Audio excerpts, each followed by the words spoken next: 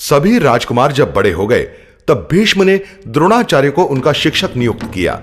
उन्होंने कौरव और पांडवों को घुड़सवारी, युद्ध कला, रथ विद्या, गदा युद्ध इत्यादि अनेक कलाओं का प्रशिक्षण दिया।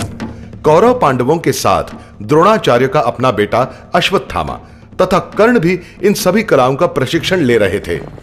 इन सभी द्रोण शिष्यों में भीम और दुर्योधन गदा युद्ध में निपुण हो गए। अश्वत्थामा अस्त्रों में निपुण हो गया। नकुल और सहदेव तलवार के सर्वश्रेष्ठ वीर बन गए और युधिष्ठिर ने रथ विद्या में सबको पीछे छोड़ दिया। लेकिन अर्जुन सभी विद्या, बुद्धिमत्ता, प्रसंगावधान और अपने गुरु के प्रति निष्ठा में सर्वश्रेष्ठ बन गया। वो अकेला उन सब से श्रेष्ठ था। सभी राजकुमारों की शिक्षा जब पूरी हो गई तब द्रोणाचार्य ने उनकी परीक्षा लेनी चाहिए। उन्होंने एक लकड़ी के पक्षी को एक पेड़ पर रखा। अपने अपने धनुष उठाओ और उस पक्षी की आंख का निशाना बांधो। सबसे पहले युधिष्ठिर की बारी थी। क्या तुम इस पक्षी को देख सकते हो? जी गुरुजी।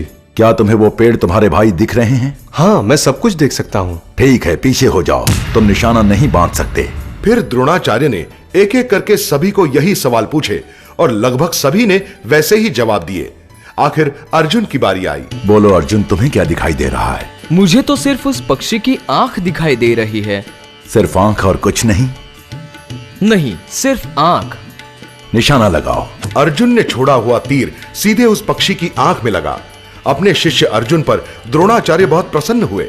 एक दिन अर्जुन ने द्रोणाचार्य की जान बचाई, इसलिए प्रसन्न होकर द्रोणाचार्य ने अर्जुन को एक दिव्यास्त्र प्रदान किया। अर्जुन, इस अस्त्र को ब्रह्मशीर कहते हैं। इसका उपयोग तुम सिर्फ ऐसे शत्रु का वध करने के लिए कर सकते हो जो मनुष्य नहीं है। अगले दिन द्रोणाचार्य ने एक स्पर्धा का आयोजन किया जिसके जरिए वे सभी शिष्यों के गुण लोगों को दिखा सके। उस स्पर्धा को देखने के लिए सारी नगरी वहां पर इकट्ठा हो गई। सभी राजकुमारों ने एक के बाद एक अपनी कला का प्रदर्शन किया। अब मेरे अर्जुन की बारी है। वो तो सभी कलाओं में सर्वश्रेष्ठ है। जब अर्जुन का प्रदर्शन लगभग समाप्त होने आया था, कर्ण ने स्पर्धा स्थान पर प्रवेश किया। अर्जुन, तुम्हारे किए हुए हर एक कर्तव्य को मैं भी कर सकता हूँ।